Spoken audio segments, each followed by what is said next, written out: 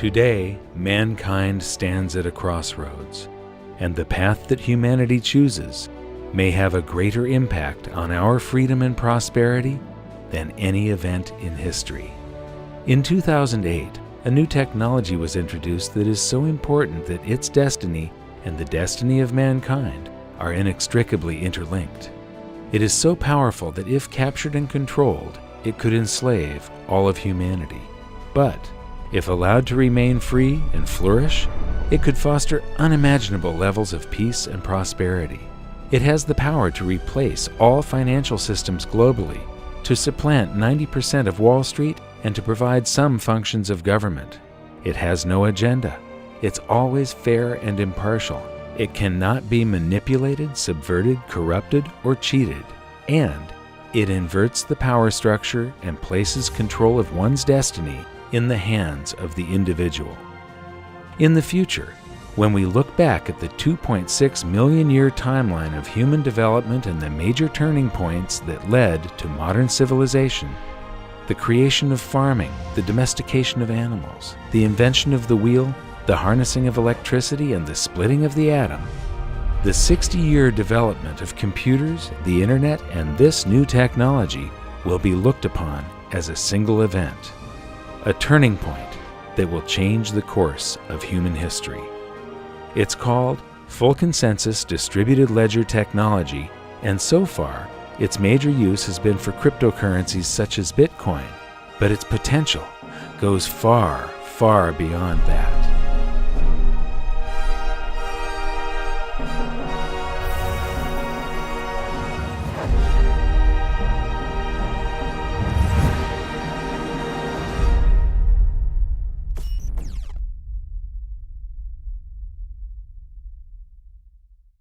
Hi, I'm here in Washington, D.C. across the street from the Federal Reserve because I'm really excited about something. We could be on the verge of a paradigm shift in currency and trade that could put places like this, the Federal Reserve and other central banks, out of business. In our 4th episode of Hidden Secrets of Money, we called upon the viewers to join a discussion to develop a new world monetary system. And the people that put forth the most logical and compelling arguments were the cryptocurrency and Bitcoin people. So I'm here at a massive Bitcoin conference that has drawn experts from all over the world, and I'm going to be hanging out with them, asking a lot of questions, developing my own opinion. I'd like you to develop yours because this could be something that changes the world.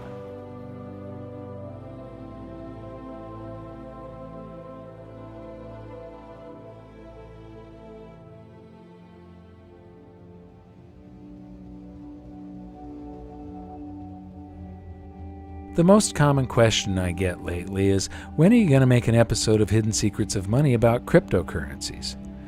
The reason this has taken so long is that I wasn't happy releasing this video until I was comfortable explaining how it works, and now I finally can. As I said in the intro, we're going to start this journey at my first ever Bitcoin conference. This was the first time I'd done a deep dive into researching Bitcoin, and after it finished, I kept on learning and learning some more. And it actually became difficult to finish this episode because of the speed at which this space is evolving. But just a few weeks ago, I learned about something new that could change everything, and I knew we had to get this video out quickly. This really is big. We'll learn more about this latest breakthrough later in the video because in order to explain it, we need to go right back to the beginning and learn how Bitcoin works. Like most people, at first I found the whole thing to be very abstract and complicated, but now I've found a way of breaking it down so that you don't have to be a rocket scientist to get it. I'm going to explain it by using an ancient problem that Bitcoin claims to have solved. It's called the Byzantine General's Problem, and until now, it's been unsolvable. The problem goes like this. How do you make absolutely sure that multiple entities which are separated by distance are in absolute full agreement before an action is taken? In other words, how can individual parties find a way to guarantee full consensus? Here's the example. Imagine that you are a general in the Byzantine army and you're planning to attack an enemy city. You have the city surrounded by several battalions, each of them camped several miles from the other, and each of them led by another general.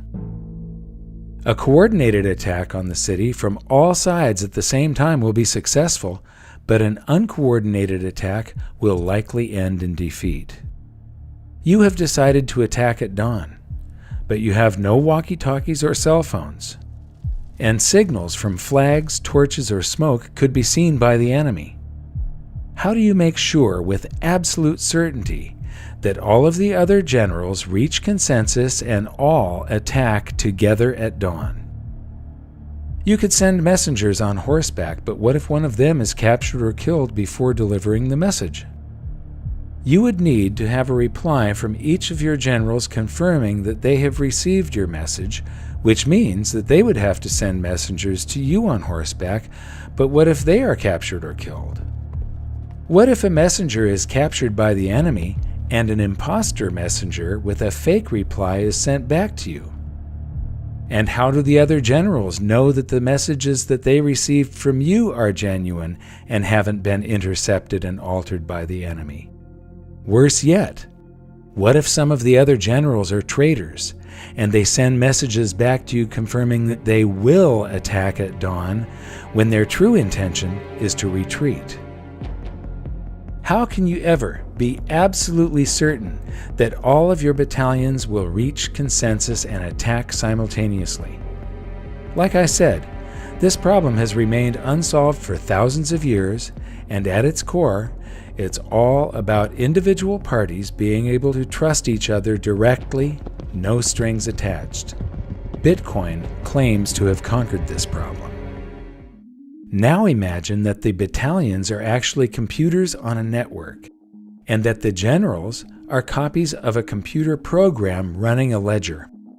A ledger that, via some very complex math, records transactions and events in the exact order that they happened. The key here is that all of these ledgers are exactly the same for everyone. As soon as a change is made on one copy of a ledger, if it is proven to be true by the math, all other copies of the ledger are updated to match. What we have here is a distributed ledger that is also always in consensus. This is one of the first things to understand about Bitcoin. It is the first full consensus distributed ledger mankind has ever seen. This network can be expanded across the entire planet. It means that individual parties on opposite sides of the world can come to consensus on an event without requiring any third party as an intermediary for trust. Whether it's an order from a general to his troops or an order from you for a pizza, a distributed ledger confirms via math whether an event is true and records it permanently. Bitcoin, the first full consensus distributed ledger, is a trust machine. But is it 100% reliable? That's a question for later in the episode. But for now, where did Bitcoin come from and who invented it? Well, Bitcoin was originally developed by a pseudonymous developer, Satoshi Nakamoto. There's a lot of speculation about who he is, and frankly, I work directly with him, but I have no idea. But that never really worried me because Bitcoin itself is open source. And so any engineer can evaluate the Bitcoin source code, evaluate the Bitcoin cryptography, and understand and trust the software. So you don't have to trust who wrote it, you trust the software itself. And so that was one of the big reasons why Satoshi chose open source for Bitcoin, is so you can have trust in the system. You don't have to trust who he is. I don't know who Satoshi Nakamoto is. I also don't know who Euclid was. Might have been some dude in Sicily a few years BC, but we don't really know. We have some historical records that tell us that Euclid was someone who invented geometry in the ancient world. But it doesn't matter. Euclidean geometry works whether I know who Euclid is or not, whether Euclid was a nice guy or an evil person, Euclidean geometry simply works. It's completely independent of its creator. And if we didn't know who invented the electric motor or the radio or any of these core technology developments, electricity, so what? They still work. You don't have to have any appeal to authority. We don't have to worry about the motives. Now, in a centralized system where someone is in control, it matters who is behind the curtains. It really matters who is in control. It matters who invented it because they remain in control, or they might have a secret way of controlling it. Bitcoin is wide open and no one is in control, and everyone can see exactly how it works. So how does it work and what's the point? Cryptocurrencies like Bitcoin allow people to transact with each other using the internet anywhere on Earth. Instead of having an account number like a checking account or a credit card, cryptocurrencies are much more secure because they have a public key and a private key. It's like having two account numbers, one for deposits and another for withdrawals. You'll often see them displayed as a string of characters or a scannable code. This level of security means that you could put your public key on a billboard if you wanted to, and your funds would still be secure. The only thing other people can do with your public key is send funds to you. It's your private key that gives you access to your funds. As long as you keep control of your private key, your funds are absolutely safe and theft and fraud are virtually impossible. But, just like cash in your wallet, you need to keep it safe to prevent it from being stolen. Its security is entirely your responsibility. Cryptocurrencies can also give you privacy. Just like cash, you don't have to disclose any personal information when you spend them. By contrast, a credit card has your name, account number, and expiration date. These act like a public key, but the equivalent of your private key, your signature and security code, are displayed in plain sight. This is just plain stupid. I've toured 5 national money museums, and while I was at one of them, I saw a group of young students on a school outing. I can just imagine that someday in the future, a group of kids will be standing around the credit card display, pointing and laughing at the incredible stupidity of the system we once used. And this is the point. Cryptocurrencies are light years ahead of our current technology. Since Bitcoin was the first cryptocurrency, I'm going to use it as our example, and I'll expand on our earlier description of a distributed ledger. But first, where does Bitcoin get its value? Bitcoin is brand new to mankind in that it's both a currency and a payment network simultaneously. And this is where Bitcoin gets its value. The immense network of computers all around the world running the Bitcoin distributed ledger. Every second of every day, these computers are keeping the ledger updated and in full consensus via a system that incentivizes them to process and confirm transactions. The system that Bitcoin runs on is called blockchain. Think of it as a modern version of an old-fashioned bookkeeping ledger, but instead of a handwritten list of entries and calculations, a blockchain is a digital list of entries and calculations. A block is simply a bundle of transactions. Think of a block as a whole page of transactions in the old-fashioned ledger. A blockchain is just a chain of blocks. It's the same as a whole series of pages in the old-fashioned ledger. Easy, huh? Here's how it works. The Bitcoin blockchain actually exists in every one of the millions of computers on the network as exact copies of each other. However, for this example, so that we can zoom in and you can really see just how a blockchain works, I'm going to show it as one giant blockchain in the middle of a small network of computers. Let's follow a pizza transaction with Bitcoin. When the transaction occurs, it first appears on the network in a pool of unconfirmed transactions, along with thousands of others from all around the world. Millions of different computers from the network then gather some of these transactions and place them in their own blocks. The computers are all creating blocks constantly in the hope that theirs will be the next one added to the official chain. A new block is added to the chain every 10 minutes or so, when one of the computers wins the right to have its block recognized as the next in the chain and is rewarded with a prize of newly created bitcoins.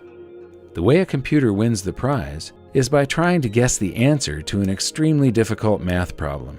In fact, The problem is so difficult that even with millions of computers making guesses billions or even trillions of times per second, it still takes roughly 10 minutes to find the answer. Once one of the computers guesses the correct answer and wins, all of the millions of computers on the network that did not win are instructed to throw away all the work they have done, update their ledgers with the block from the winning computer, and start again with a new math problem. In doing so, the computers use an immense amount of power and cost a literal fortune to run. So why do they do it? Because it can be very profitable. This is where the term mining for bitcoins comes from. Instead of striking gold by mining for precious metals in the wilderness, these computers are hoping to strike Bitcoin by mining precious numbers on the blockchain. But when these millions of computers are selecting transactions to go into their blocks, they aren't all selecting the same transactions, and not all the blocks are the same size. Some contain more transactions, some contain less.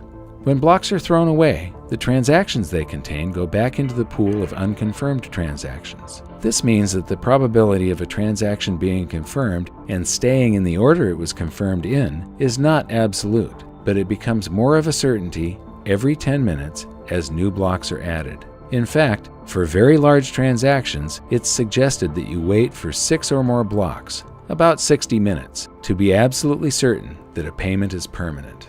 So why is it so slow? Why is your pizza cold before you own it? Interestingly, the system is slowed down on purpose, and here's why. With the insane difficulty of guessing the answer to the math problem, you would think that the odds of 2 or more computers winning at the same time are extremely improbable, but it actually happens quite often. This is called a soft fork, and when it occurs, all the computers in the network receive both of the winning blocks and are instructed to create a new block that will chain to the block they received first. But because of varying internet connection speeds, different computers receive different winning blocks at different times. The tie is broken roughly 10 minutes later when one of the computers solves the new math problem and its block is added to the ledger, and the longest chain wins. But what happens to all of the blocks on the other side of the fork? They're discarded, along with all the transactions they contained, which go back into the pool of unconfirmed transactions. This soft forking is the main reason the system must be slowed down on purpose via the math problem. If the system was instant, it would be forking everywhere, all the time, and there would be no consensus. No one would have any idea of which ledger was the correct one, and every computer would be busy building a different block to create yet another fork. The slowness and immense amount of computing power is required to keep the Bitcoin ledger in full consensus. Therefore, as more and more computing power is added to the network, the system automatically adjusts to increase the difficulty of solving the math problem, which then requires even more power. If Bitcoin is ever going to be widely used, it will be using a massive amount of the world's energy. There are other systems for reaching consensus, but we'll look at those later in the episode. For now, Bitcoin is working as intended and allows people to transact with each other using the internet anywhere on Earth. Bitcoin, it's the first full consensus distributed ledger that mankind has ever seen, but it's not the last. I'm here at the conference with Eric Grill of Coin Outlet, and I'm going to buy some of my very first Bitcoins right now. And so Eric's going to show me how to do this. He's going to tell me this is a paper wallet. That's correct. So I can load this paper currency that's inside this little Ziploc here with Bitcoins. And so I'm going to take a $100 bill and hold that for a second. So what am I supposed to do with this now? You'll scan your public address into the In QR there? code, yes. Okay. And pull it out when it beeps. Okay. Okay, it beeped. Awesome. It'll show your balance. And okay. Now you can deposit your money. And okay.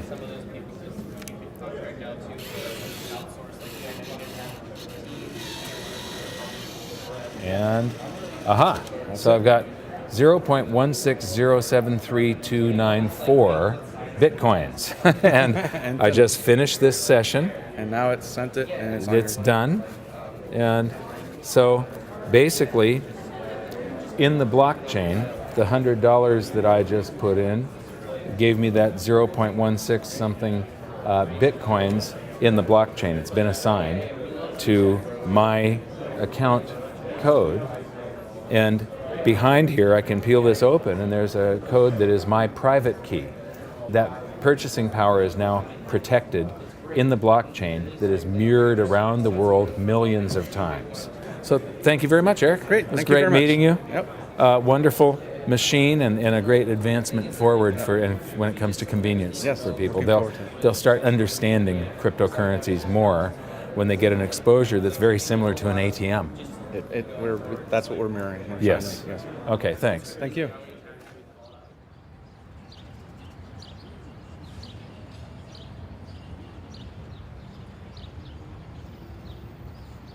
So I've spent a day at the conference now, and I wanted to come and sort of elaborate on some of the things that I've soaked up. And I came here to Washington Circle in Washington, D.C. Behind me is a statue of George Washington. A lot of people don't know this, but you know, the Revolutionary War was a war fought to free themselves from regulation, from government intrusion on their lives, from too much taxation. And the founding fathers were fighting for liberty and freedom. And at the end of the war, George Washington was in control of the armies of this continent and could have crowned himself emperor, but instead chose to resign his commission and retire to private life, giving us this gift of a free republic. One of the things that I'm getting from this conference is that a lot of them are worried about regulation. And so it's this same revolution being fought all over again. They're worried about regulation. They can't actually stop transactions with cryptocurrencies, but they could come and try and punish us afterwards and make it less likely to be used. And this is a tool that could free humanity. It's an amazing leap in technology, an amazing leap in the potential evolution of mankind. And so if this battle is lost and governments do succeed in trying to regulate the cryptocurrencies, it would be like losing the Revolutionary War. This stands for everything that the Founding Fathers stood for: the belief in freedom, liberty, and the individual choice and responsibility for your own actions.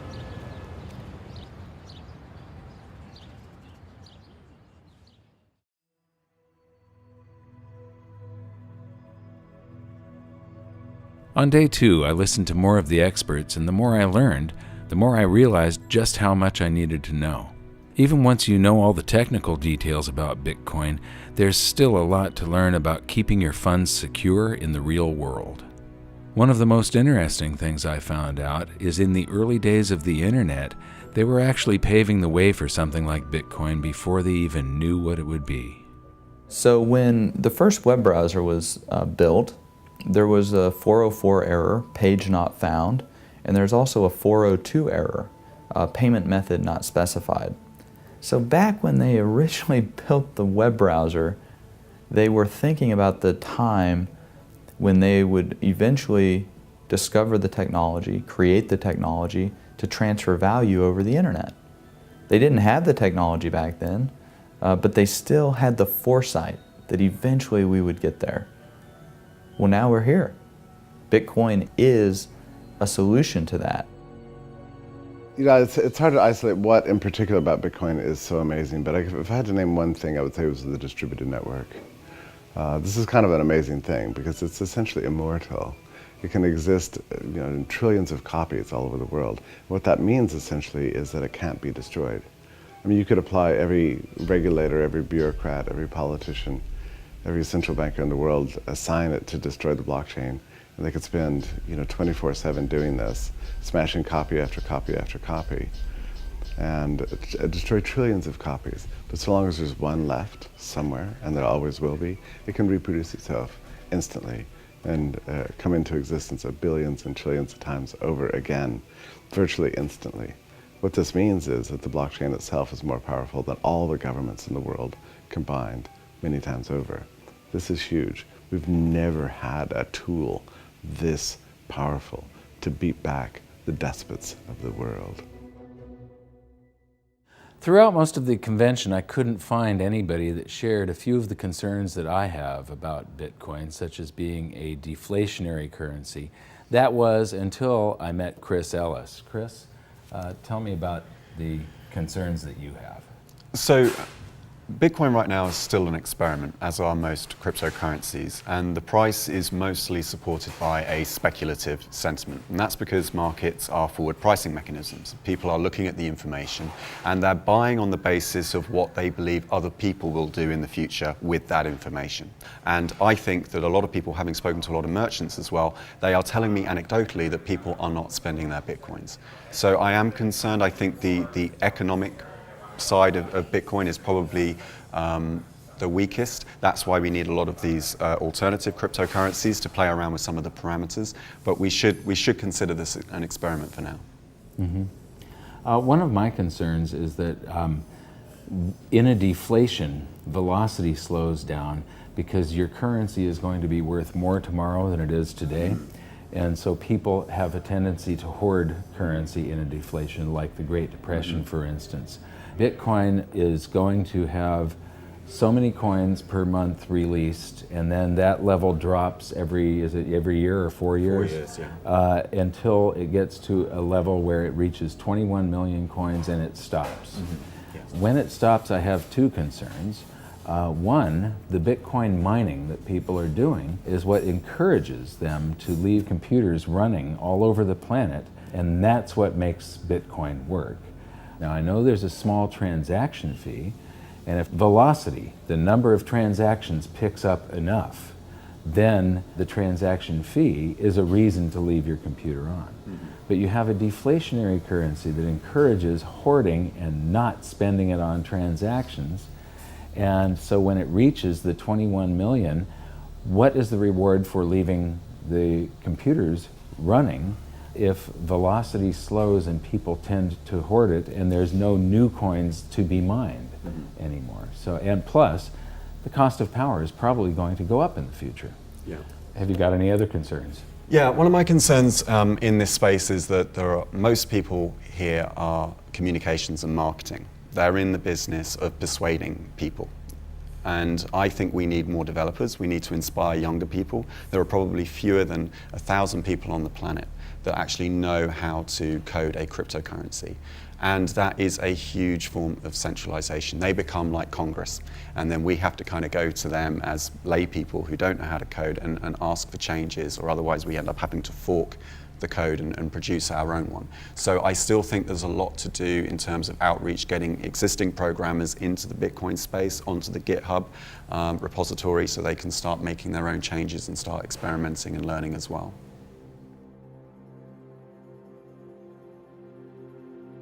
So what have I learned in the past few days about Bitcoin and other cryptocurrencies? I've learned that they're a simple mathematical formula that is fair, honest, and impartial. I've learned that this is more than just a digital currency. I thought that this was just for sending value from one person to another. This is a revolution that will change the world. It will tear down borders. It will connect the globe. It is as important as the internet was. But because it connects people, because it frees people, there will come a day where there is a call to regulate it, to stop it, to shut it down possibly. The people that are calling for those things, their motives need to be questioned, because what they are trying to prevent is freedom. It's that simple. One of the things that cryptocurrency does is it provides freedom, and the people that will be calling for its regulation or its abandonment will be the financial sector, central banks, governments, because it provides for a lot of the things that government does very poorly, it will do very well. That the financial system currently does very poorly, it will do well. It's fair, honest, impartial, instant, and cannot be subverted. The only caveats are that Bitcoin has first mover advantage. It's the largest one, but it may not be the one that succeeds. It's an experiment at this point. But the important thing is that the genie is out of the bottle. Freedom is on its way to us right now.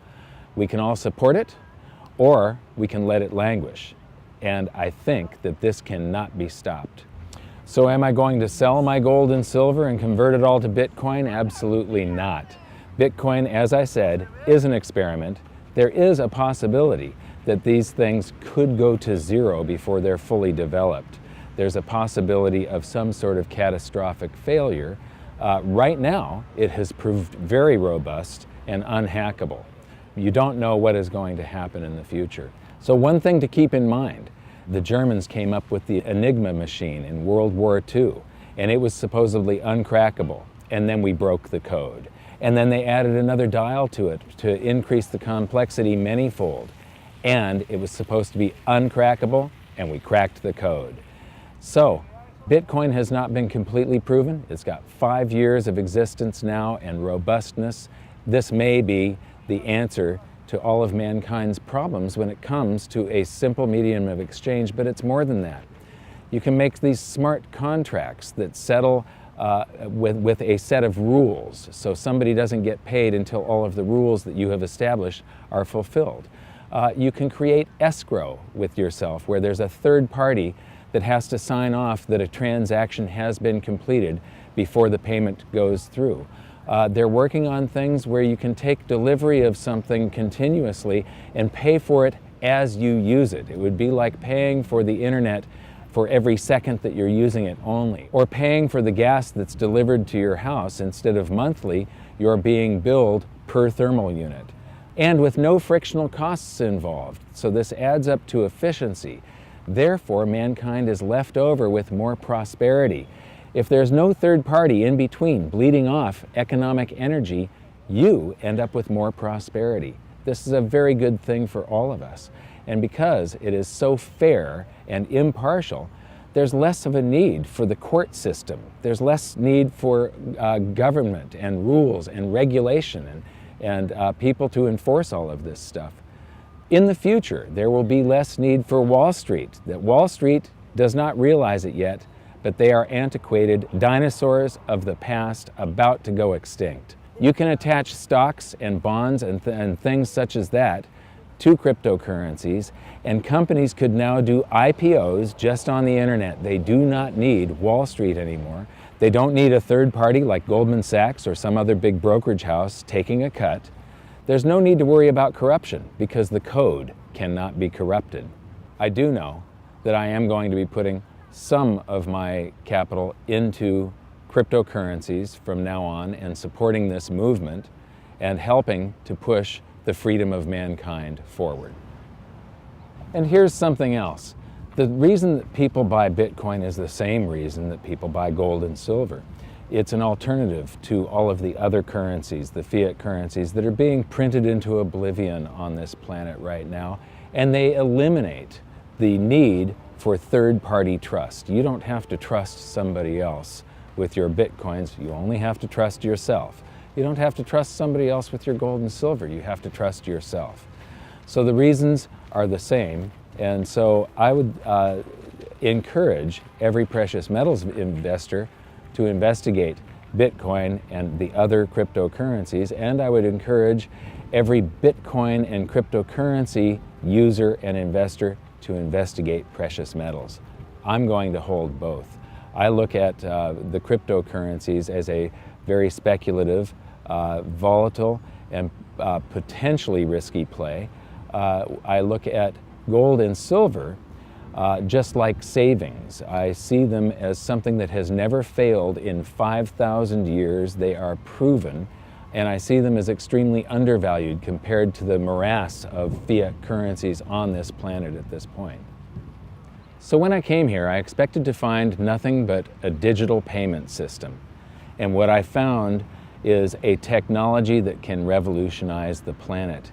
If the founding fathers of America were standing here beside me, they would be fighting for this revolution.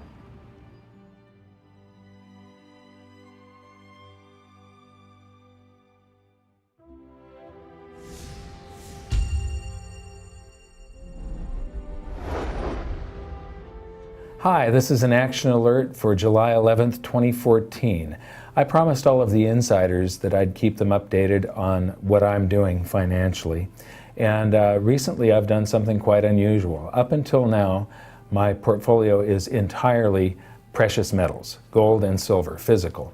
But I've been investigating Bitcoin quite a bit. I was in Washington, D.C. recently at a Bitcoin conference, and I learned a lot about it. I became convinced that this has a tremendous upside potential. The downside potential, it would be short-term, and there is a downside risk that it could entirely fail. So I'm not going to put a lot of my portfolio into it, but someday I will probably be up to around 10% of my portfolio going into Bitcoin, believe it or not.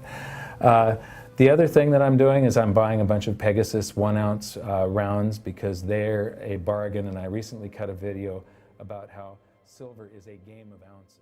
One of the things I didn't get around to during the conference was talking to retailers about their experience of accepting Bitcoin as payment. I'd become interested in accepting Bitcoin at my own business, but I still had some questions, so I made a trip to Salt Lake City to see Patrick Byrne. Now, this is a guy I've really got respect for because he understands monetary history, economics, and the frictional nature of our current monetary system and Wall Street. So I know that you're in a fairly low profit margin business, being an online retailer of discount goods. I too am in a very low profit margin business. You've been taking Bitcoin. You're one of the first large businesses to adopt Bitcoin. The first. The first. Large business. Excellent. What is your recommendation for me? Well, we have publicly, you can look in our public filings, our gross margins are in the high teens, which is quite low for a retailer, and our operating margin is a little over 1%, 1.2%. And of course, to take people's credit cards costs about 2 or 3 or 4% for most businesses.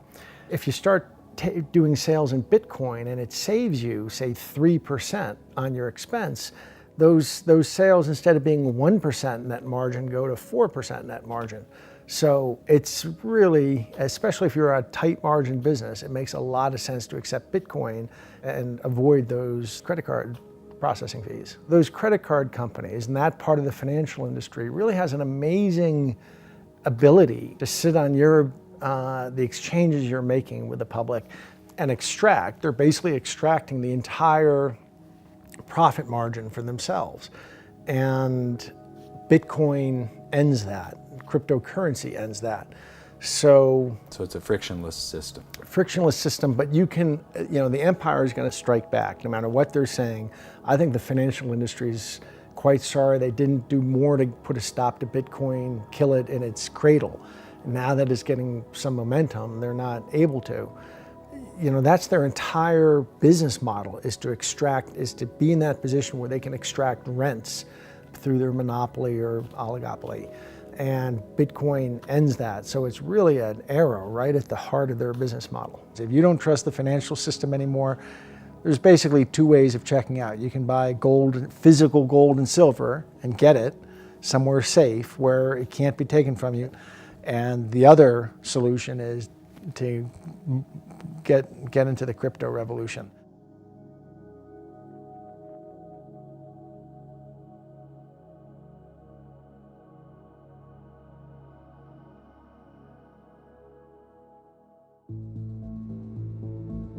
Since starting this episode, we've seen a blockchain boom. The IPOs I mentioned are happening now, but they're actually called ICOs, initial coin offerings. And the early nonchalance of the financial industry has been replaced by a race to develop their own blockchain payment systems. Because of its rate of growth, Bitcoin has been stressed to the limits.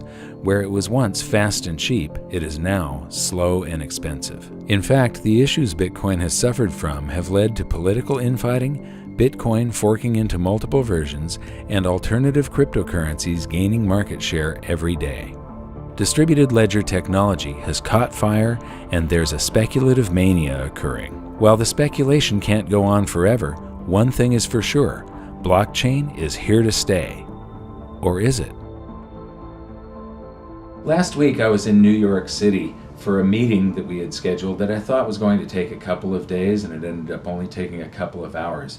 So with all the leftover time, I decided to go visit an old friend, Dimitri Kofinas. He used to have one of the best financial shows on television called Capital Account. You might remember him from episode 2 of Hidden Secrets of Money, where he talked about Greece and the hubris of leaders and empires and how history repeats. Anyway, he has a new podcast called Hidden Forces. And when we visited him, he was all fired up about this new technology. And this podcast, when I listened to it, I got all fired up. And he invited us to attend an event. So we went home to Los Angeles. We were there for 2 days and right back to New York again. And to the event that he hosted about Hashgraph technology, created by Lehman Baird, that is probably going to end up replacing blockchain technology. I mean, this is big. We went to the event, we listened to some of the people that are involved with this, and we were just absolutely blown away. So I'm going back to visit with Dimitri now and get his take on how the event went last night and where the future of this thing is going. Since the advent of Bitcoin, there have been many thousands of blockchain-based cryptocurrencies created, and now there are more of them being created every single day. So what's different about Hashgraph? Well, it isn't blockchain. It's totally different. In fact, the way it works is a real mind-bender and not very easy for me to explain, but I'm going to give it a try. Instead of a block in a blockchain, Hashgraph calls their packages of information events. Your computer takes a transaction like a payment, or anything else for that matter, such as an action in a video game, an offer to sell merchandise or even sell stocks or bonds, a bid on that item, a contract, or even a law. Pretty much any information or transaction you want to record, and it puts it in the event. For transmitting information quickly, Hashgraph uses a technology that has been the gold standard in computer science for decades. It's super fast, and it's called Gossip Protocol. Your computer randomly tells another computer in the network about the event you've created, and that computer responds by telling your computer about any events it heard about. Then that computer tells another computer about your event and the other events it heard about, and the computer it's talking to responds by telling all the events it knows about. It's absolutely the best, most efficient way to spread information, and it's exponentially fast. But here's the twist. Each time a computer tells another computer about an event, it also includes the information of the time it heard it and who it heard it from, and the time they heard it and who they heard it from, and so on and so on. It's called Gossip About Gossip, and it lets everyone know what everyone else knows and exactly when they knew it in just fractions of a second. The other major component is an even older technology, and it's the most robust, secure, and certain way of coming to absolute consensus. It's called voting protocol. But until now, it was so slow that nobody ever used it. And the twist that Hashgraph has given it is that there's no voting. Instead, because everyone already knows what everyone else knows, you can mathematically calculate with 100% certainty how they would vote. It's virtual voting, and it allows Hashgraph to come to consensus almost instantly.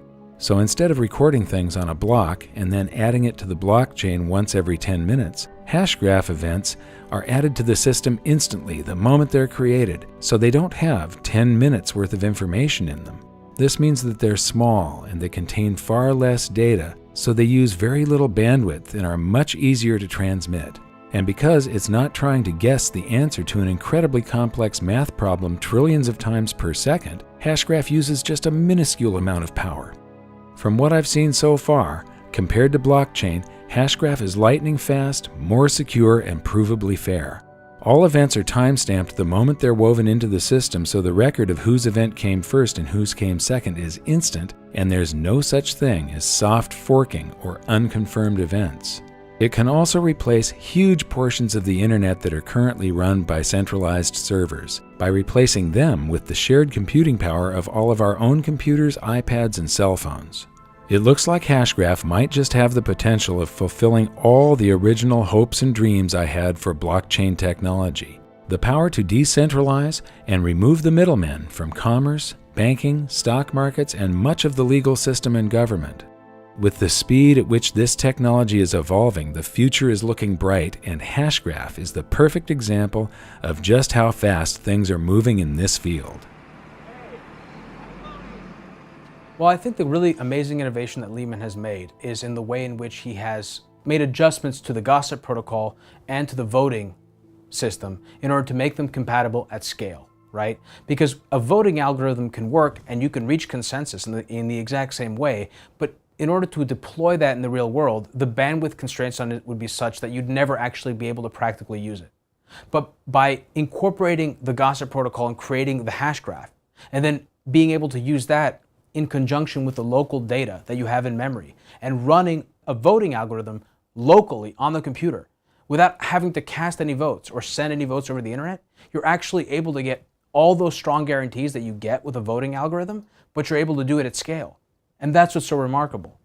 And to be quite honest, it's hard to imagine how no one thought of it. It's one of those brilliant ideas that you could have only looked in retrospect and said, how did no one think of this? But at the time, no one did. So one of the challenges I think with any new technology like this is how do you really explain to people, how do you make a compelling case for what makes a technology so compelling, right? And one of the things that's so compelling about this technology is the throughput, it's the speed. And it's you know, you can tell people that they've tested over 300,000 minimum tested transactions per second versus Bitcoin's 3 to 7 max. But like, how do you kind of get that in your head? And I sort of did a back of the envelope calculation, and that's roughly twice the speed of sound relative to a snail's pace, Bitcoin being a snail's pace, and this network literally being like a supersonic jet traveling at twice the speed of sound. Which is, I mean, just wrap your head around that for a second. It's remarkable. It's not even like within, so you can see the difference. It's tremendous. And understanding, of course, that the speed of the network, the reason why Bitcoin is so slow is because they have to make it slow. Because if it's not slow, it would fall apart. It would branch off everywhere. You'd never have consensus. Now remember the explanation of the Byzantine general's problem from earlier and how blockchain was built to solve it? Here's something not many people know.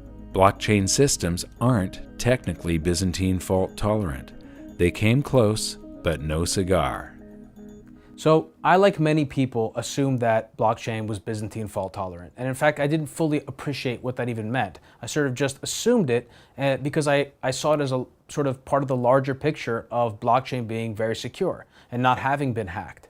But in fact, it isn't Byzantine fault tolerant. And the reason why it's not Byzantine is because in order to be Byzantine, there has to come a point in time when you've reached consensus, you know you've reached consensus, and you know you'll never be wrong. And you're never going to change your mind. And that doesn't happen with blockchain because of the nature of the network. The geometrical qualities of the blockchain network require you to always sort of recognize that you're never entirely sure. You're probabilistically more confident that you're arriving at consensus, but that's also why on the blockchain network you need to keep an entire history of the ledger, because you sort of have to have the capacity to do a forensic analysis in the event that you are mistaken, in the event that the network has forked and you don't know it. And so that's something that you don't have to do with Hashgraph, because with Hashgraph, you're coming to consensus every few seconds, and you can dump the entire history of the network's data and just keep rolling forward because you're absolutely sure that you reached consensus. And that's the difference. I think the major problem, the sort of the big deal in the blockchain community for years, ever since the community figured out that they could take this protocol that Bitcoin was built on and sort of extrapolate it and use it to build these distributed systems, this distributed architecture around storage and computation, etc., and building applications on top of it, is that there was a recognition that it had limitations. It had limitations at scale. And the community has been trying to figure out how to address that while at the same time building apps on top of it.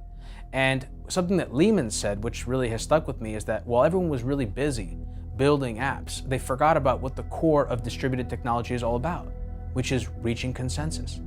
And what Hashgraph has done is it has revolutionized that process. We can agree about the things that we're communicating about at scale. And that's a revolution. It's the biggest revolution since the web. Right. And you were just following your heart to do it. That's the thing. It wasn't. Right.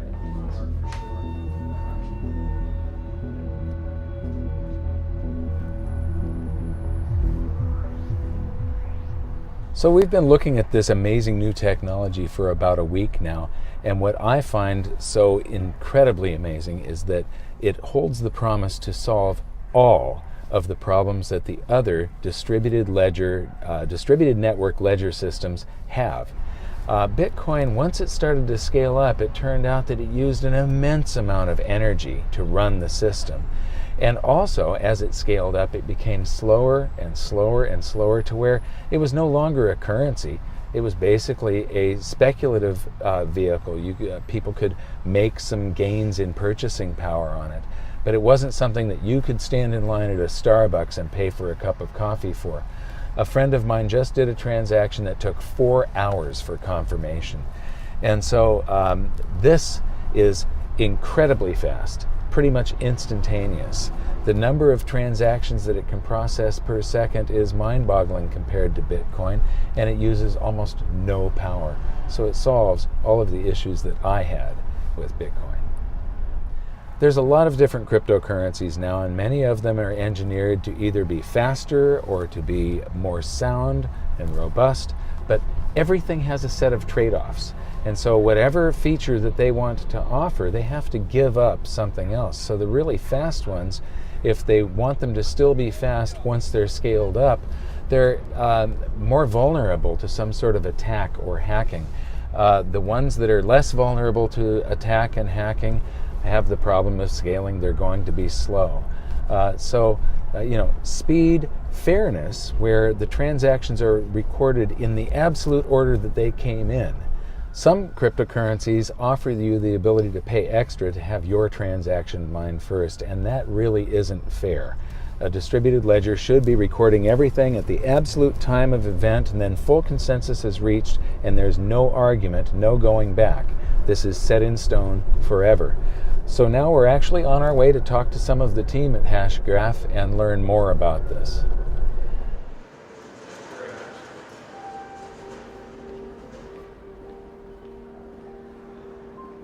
Have you ever seen New Jersey look so beautiful? No. When I first arrived, I was chatting with some of the Hashgraph team about how much energy the Bitcoin system uses these days. It has literally gone through the roof. If Bitcoin were to replace the entire world monetary system and financial markets, it would use more power than the entire world produces. It's completely unsustainable. This is one of the reasons I'm interested in Hashgraph, its amazing efficiency. The other reason, these guys already have commercial customers using their technology at an industrial scale.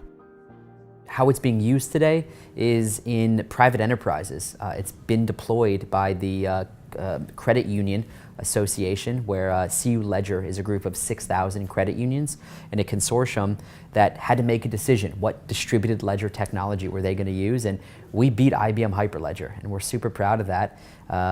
We're a small company, no more than 6 people today. And the fact that we could go up against IBM, it's a true David and Goliath story, and we're really proud of that. It's also being used in Ethereum-based projects where a lot of these ICOs, coin offerings, are starting to realize the limitations of the Ethereum protocol, and that today it's 5 to 7 transactions per second. Hashgraph is, again, that hundreds of thousands of transactions per second, which opens up a whole new genre of applications that could never run on Ethereum. Our technology speaks for itself. It's night and day in true comparison to everything else in the market, and everything falls short, especially when it comes to security. We're asynchronous Byzantine fault tolerant. We're the strongest form of security you can get in a distributed architecture. You don't have to take our word for that. There's 30 years of academic literature in the space of voting-based systems. Ours is a voting-based system without the voting. We do virtual voting, which sounds weird, but it works. It's peer-reviewed, mathematically proven. That's what got the credit unions. The fact that we have absolute certainty that when we achieve consensus, this is consensus. It's not blockchain in that with every additional confirmation we become a little more certain, but we're never truly certain. And that's the case, certainly, of blockchain.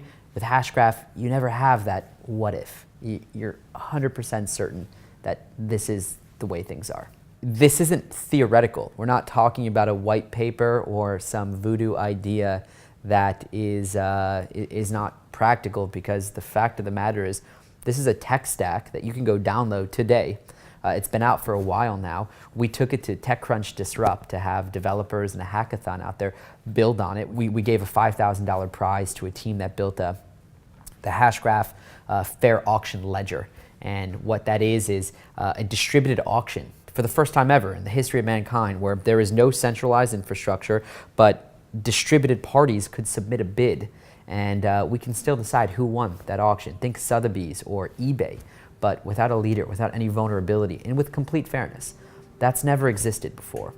Well, for me, the most exciting applications or potential applications for Hashgraph are in terms of Internet of Things, in terms of identity, and allowing us to be able to control our own identity instead of it being in the hands of corporations or other organizations.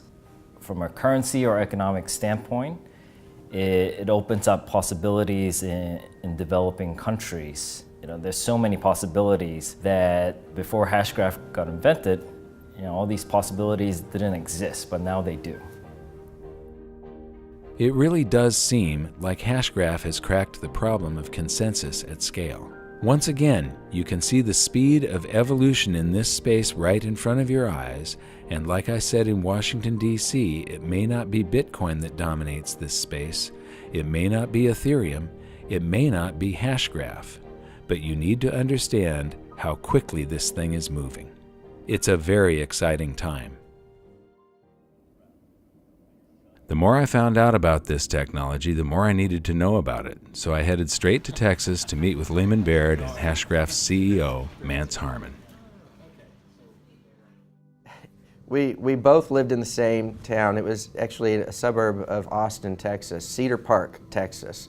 And there is a Starbucks on the corner. We would meet there after kids have gone to bed and would sit at this Starbucks until they would close, and very often until late in the evening after they've closed. We would often watch the people at Starbucks bag up all the trash and throw it over into the dumpster, and Lehman and I would be sitting there talking about the latest thought and the latest evolution of the Hashgraph. You know, what's the latest rabbit hole that Lehman was going down in terms of exploration of how to solve this problem.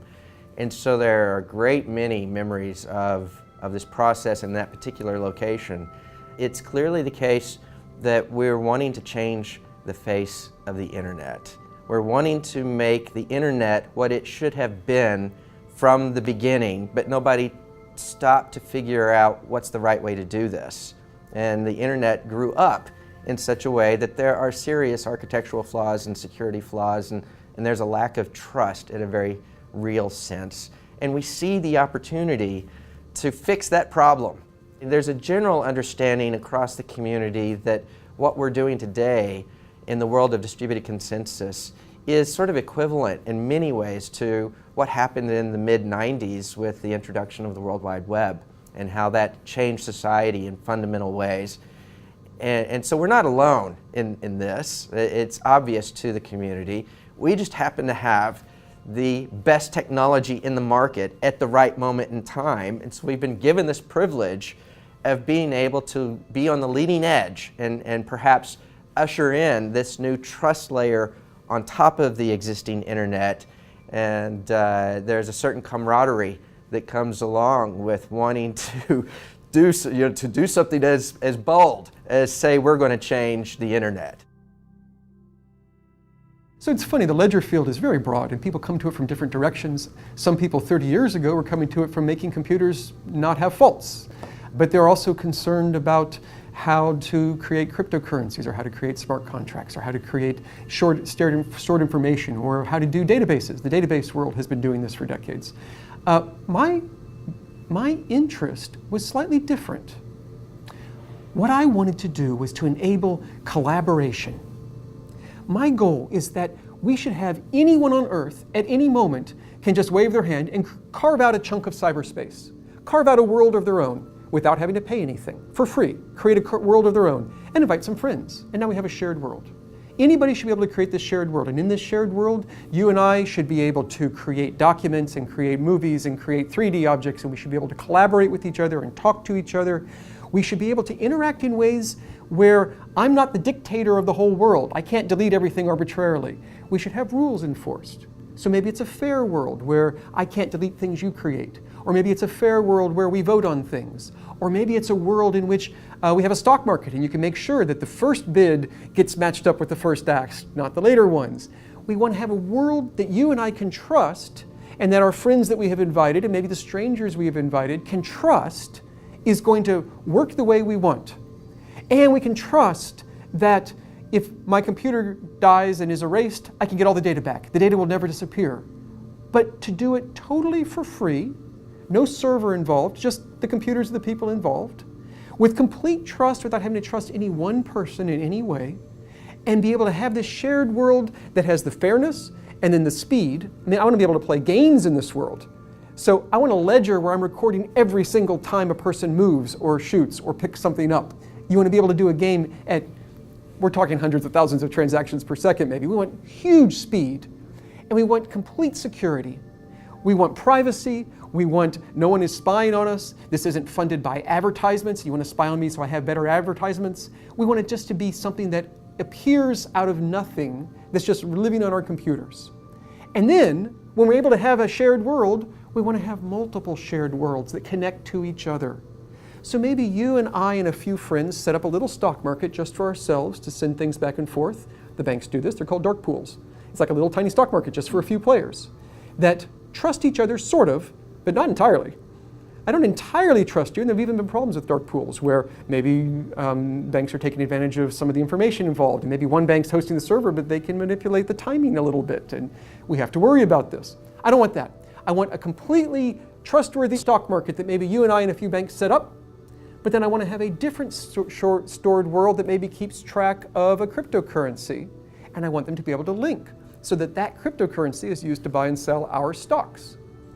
I want to be able to have a game world that links to a Wikipedia world, where it appears that pieces of Wikipedia are actually part of our world, and as they change in the Wikipedia world, they change in our world. You want to have shared worlds that are interlocking with each other, that allow shared trust even across these things. This is the vision for what we want the internet to be. It will change the way we even look at what cyberspace is, what the internet is, what are networks, even what are computers. This is what's going to happen. And 20 years from now, when the children who are born then are growing up, they're not even going to think about websites and emails as a separate thing, and internet and many of the hacking attacks that we have today. They're just going to take it as a matter of course. Anytime I want to, I can wave my hands. I get a shared world. It's free, it's easy, it's trustworthy and reliable. I can invite 2 friends or 1 million friends, and it all just works. And it will change the way we think of what the internet is. That is what I started being interested in building. And this is the direction that we're going. And this is what distributed ledgers do, is they will ultimately allow us to do that. And there's a lot of rough edges. We have growing pains in distributed ledger technology today, but we'll get over the growing pains. We will get to a world that really is fast and secure and fair, and we will be able to then have this vision of shared worlds, big public ones, little private ones, everything connected. That was the idea. That was 5 years ago. So I like playing with math. So I kept playing around with how would you do it, and I convinced myself, yeah, it's impossible. You can't do that. There's no way that you can have really high throughput because, and also have all these security and fairness properties. You just can't do it. Because ultimately you end up having to tell everybody what you think and then tell people what other people thought, and then you can have millions or billions of extra votes and receipts on votes flowing around. It just doesn't work. So I was able to convince myself it's not possible. And I set it aside, and it would come back and haunt me, and it would keep nagging at me. And so I would pick it up again, and I would spend a couple of days going through it and going through the math and realizing, no, I was right. It really is impossible. You can't do that. And set it aside again. And this kept going for years. I have lots of math problems. Some I've been working on for decades. They just, for whatever reason, I don't know why, they just latch onto me, and I can't get away from them. And eventually, I said, wait a second. if we're all just talking to each other and you include a tiny bit of extra information, we could each end up with a complete history of exactly how we talked to each other in what order. But if I had that, I would know exactly how information flowed through our community. I would know what you know. I would know when you learned it. I would know what you know about what Alice knows, and what you know about what Alice knows about what Bob knows, and about when they learned it. I would know so much that I could take one of those huge, impractical, impossible, too slow voting algorithms and do it with no votes at all. I could just sit here and say, oh, I know how you would vote, so don't bother voting. Don't tell me your vote, I know it. I'll just pretend that you voted, and I'll just pretend, and I'll just get to the conclusion. And so all we do is we just talk the way we would talk anyway to send out our transactions. We had a tiny bit of information, and it gives us this entire history. The history is called a hash graph. You just get this entire hash graph that lets you see such incredible amounts of information about who knows what when, that then you get consensus for free. But that's where we're going, and we're at the very early stages. I mean, the planet is at the early stages of what ledgers can do. And I think whatever you think that ledgers might be able to do, they can do that, but they can also do more. And we are just as a species beginning to learn what the final limits are. And we're pushing as fast as we can along that path. And so this is the gateway to the next net. This is it. This is the next net. Technically, the geeks will always know, well, there's multiple layers and the internet's still down there at the bottom just like it always has been.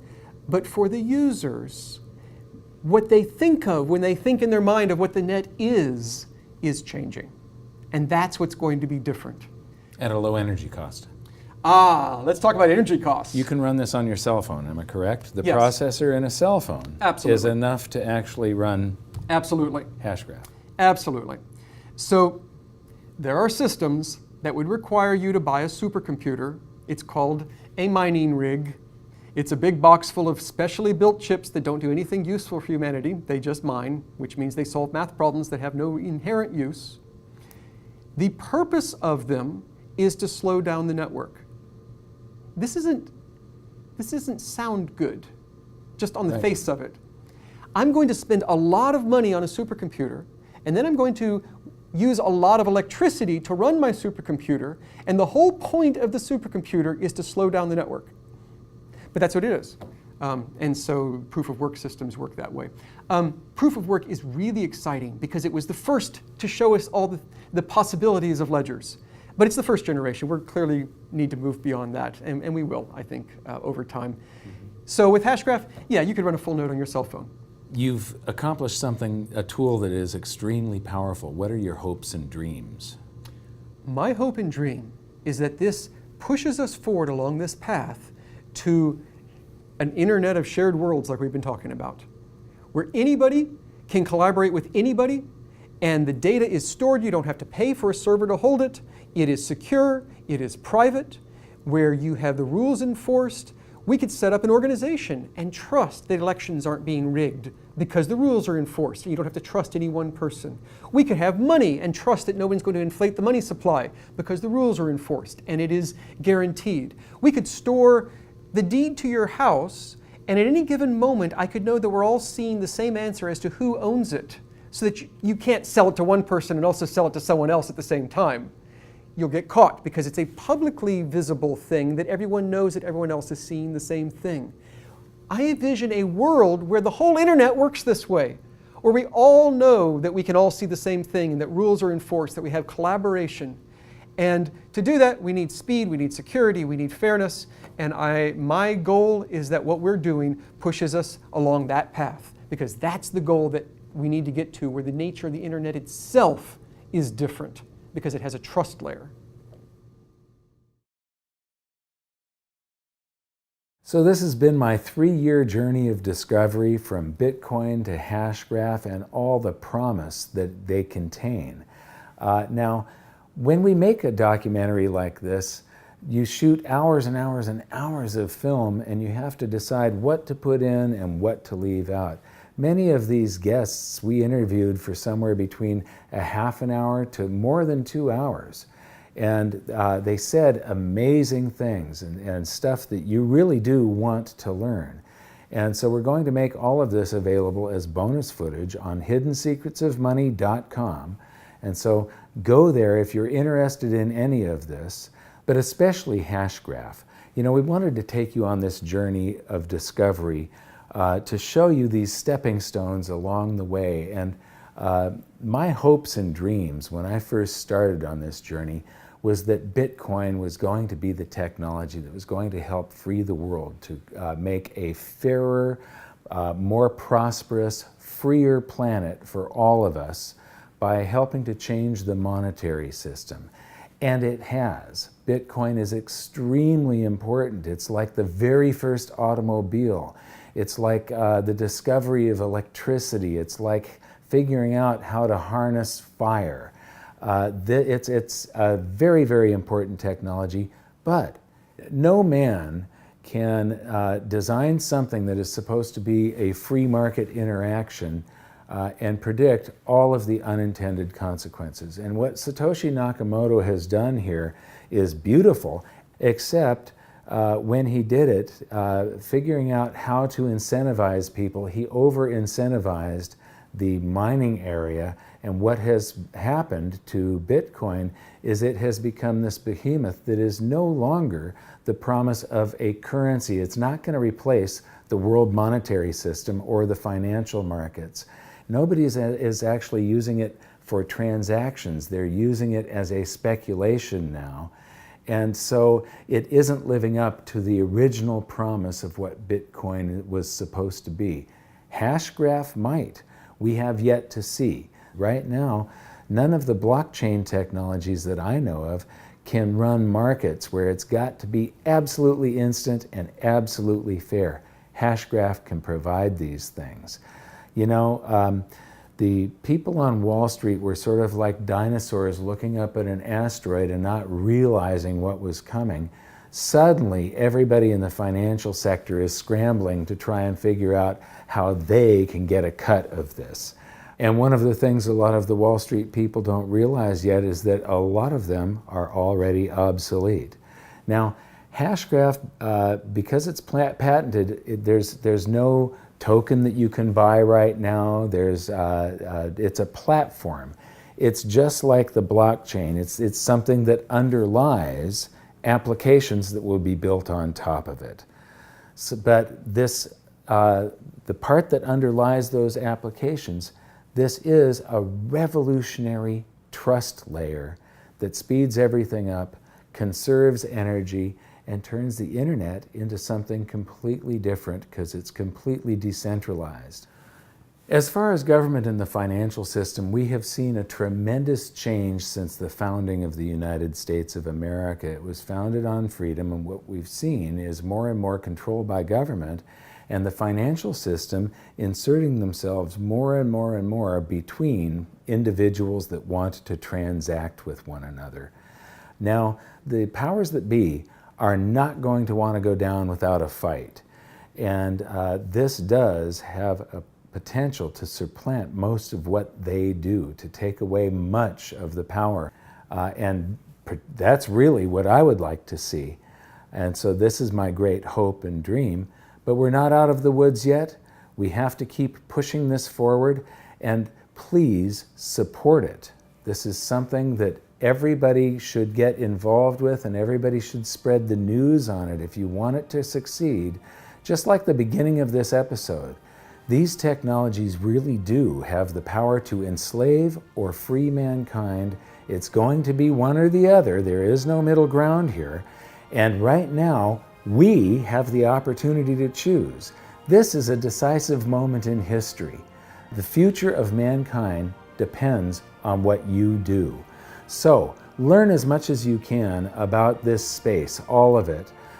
Visit hiddensecretsofmoney.com and watch the bonus features, especially the stuff from Lehman Barrett at Hashgraph. Share this video with everybody that you can, and until next time, thank you very much for watching. Good luck, and we'll see you next time.